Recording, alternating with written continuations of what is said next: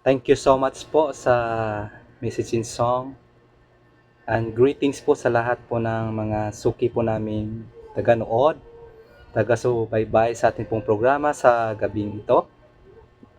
Ang akin pong ibabahagi po sa inyo sa mga oras na ito po ay sulat ni King Solomon na ito po ay matatagpuan sa Ecclesiastes chapter 7 verse 14.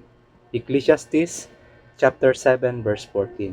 Before we read this key text, tayo po muna ay manalangin. Dakila po naming Ama, Diyos na banal, na Diyos naming tagapagligtas. Sa mga oras na ito, kami po ay lumalapit po sa inyo, Panginoon, at nanalangin na inyo po kaming patnubayan, gabayan, sa aming pong pag-aaral, sa inyo pong banal na salita. Sa mga oras na ito, sa pangalan ni Jesus, Amen. Sabi po sa Ecclesiastes chapter 7, verse 14, In the day of prosperity, be joyful, but in the day of adversity, consider, God also hath set the one over against the other, to the end that man should find nothing after him. So, sa sulat po ni King Solomon, makikita po natin dito ang kahalagahan po ng panalangin. In all the time, in all the seasons of our life.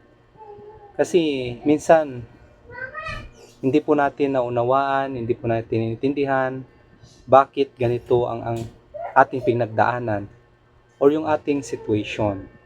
Kaya minsan, tayo po ay dahil sa ating pinagdaanan, minsan mayroon po tayong mga haka-haka or question mark na kung ito po ay katanungan, naghahatid po sa atin ng isang katanungan na bakit ganito, Lord? Akala ko okay na ako po ay tumanggap sa iyo. Ako naman sa iyo, di ba? Bakit ito nangyari ito? Bakit ito ang aking situation? So, ito po ay isang tanong na, di ba ikaw Lord ay napakabuti sa lahat ng panahon? Bakit ganito? Bakit ganito ang aking pinagdaanan? So dito sa sulat po ni King Solomon sa Ecclesiastes chapter 7 verse 14, ito po yung yung kasagutan sa ating mga pinagdaanan na in-emphasize po dito sa kanyang sulat na sa lahat ng panahon ay napakalaga na tayo po ay manalangin sa ating Panginoon. Kung mabuti ang ating tinanggap, yung ating kung mabuti at nadama natin yung pagpapala ng ating Panginoon, ay huwag po tayong makalimot na tayo po ay manalangin pa rin sa Kanya at magpasalamat. In good times ay napakalaga na tayo po ay manalangin at magpasalamat sa ating Panginoon. So dito, when life going well, ay nakikita natin dito sa talata na napakalaga na tayo po ay magpuri, joyful, mag-rejoice sa ating Panginoon. Na yun po ay sa pamamagitan na tayo po ay magpasalamat, mag-pray, magpasalamat sa ating Panginoon. And then ating i-acknowledge ang Diyos na siya po yung source ng pagpapala. Siya po yung nagbigay ng pagpapala po sa atin. Yun po. And then, dito po sa sulat ni Solomon, na kasama pala kahit sa difficult times or may mga challenges na ating pong na-encounter, ay tayo po ay manalangin sa ating Panginoon. Manalangin po tayo sa Kanya. So, praying with God is a two-way of conversation sa ating Panginoon. that builds a relationship, transforming prayer from a list of requests into intimate communion, often facilitated by silence. To listen, and it involves honest and heartfelt conversation. Na tayo po ay napakalaga na magpasalamat po tayo sa Kanya, expressing gratitude at ating i-share na bilang tao ay tayo po ay nakakaranas ng worries. And then napakalaga sa atin pong prayer ay tayo po ay manalangin sa Kanya ng Kanyang patnubay at gabay at ating isurrender yung ating pong sarili sa Kanya. And His will, ang Kanyang kalooban lamang ang masusunod. Yun po. Mga suki po naming taga-subaybay, mga kapatid. So, dito, kasi, diba, in good times, ay napakalaga na tayo po ay manalangin sa ating Panginoon. Manalangin tayo na magpasalamat po sa Kanya. And then, also in difficult times, ay napakalaga pa rin na tayo po ay manalangin sa ating Panginoon. Dito, kasi in good times and in difficult times ay mag-pray po tayo sa Kanya.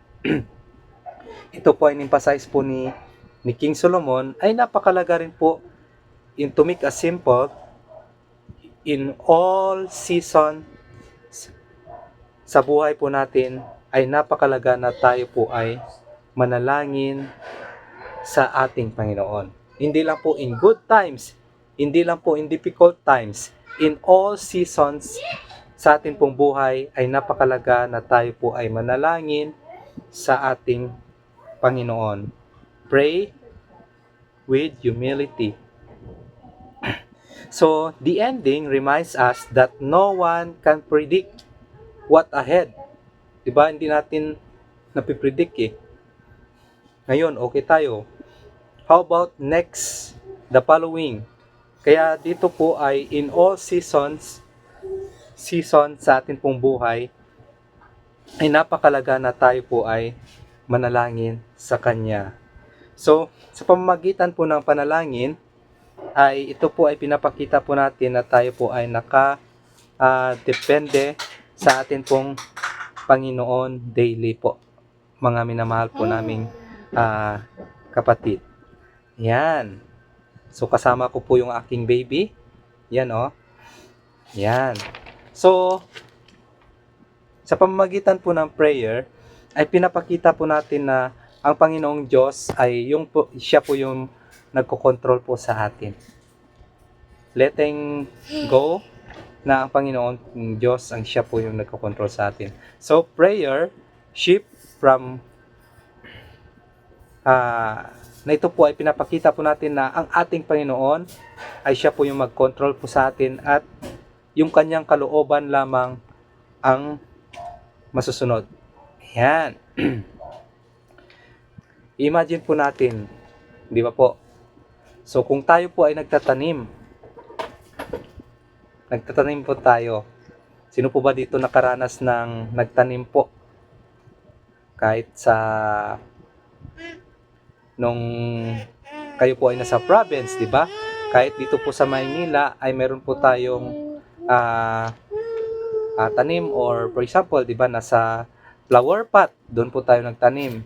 Di ba ay hindi po natin ini-expect na kung saan ay minsan kapag maulanan ito ay napakalaga po na atin pong isipin na huwag po ma-overdose or kung saan maparami yung tubig. Kasi kung maparami po yung tubig, ito po ay malalanta. Kaya napakalaga po na kung saan ay isama po natin yung ipag-pray po natin na sana ito po ay magiging healthy po yung halaman. And then yung halaman na yun nating itinanim ay tayo ay napakalaga rin po yung sunshine. So in sunny weather, he thanks God because crops are growing.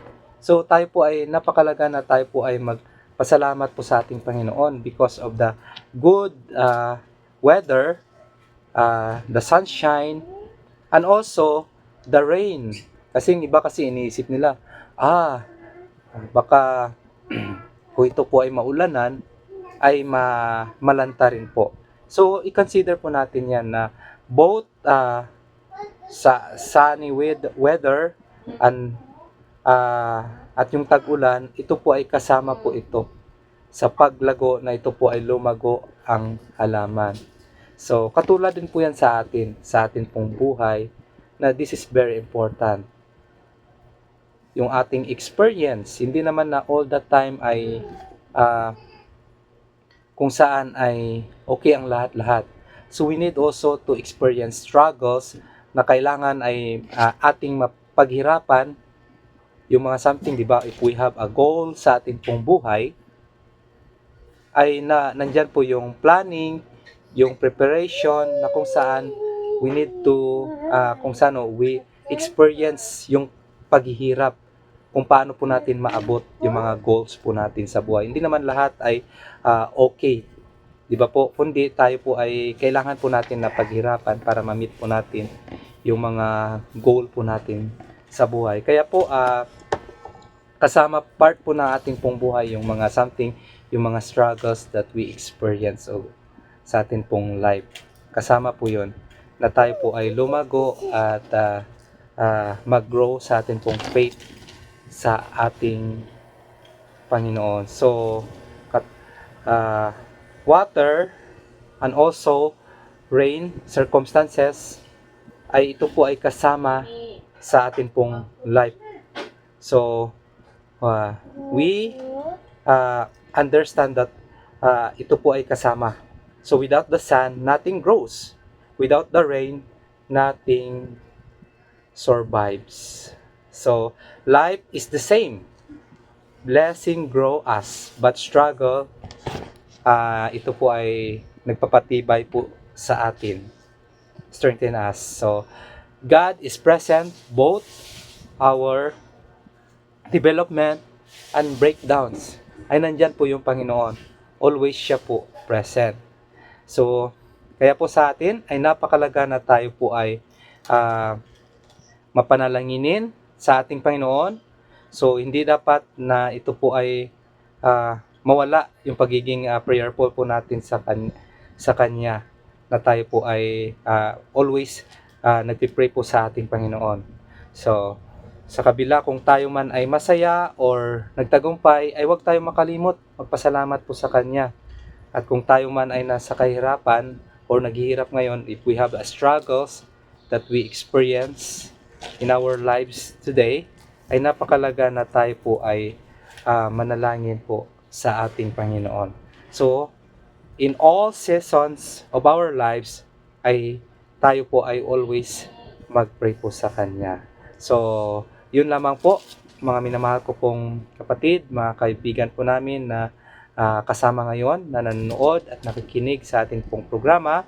Sa Sweet Hour Prayer ay napakalaga na tayo po ay always in all seasons of our lives ay tayo po ay mag-pray sa ating Panginoon. God bless po sa ating lahat. And good evening.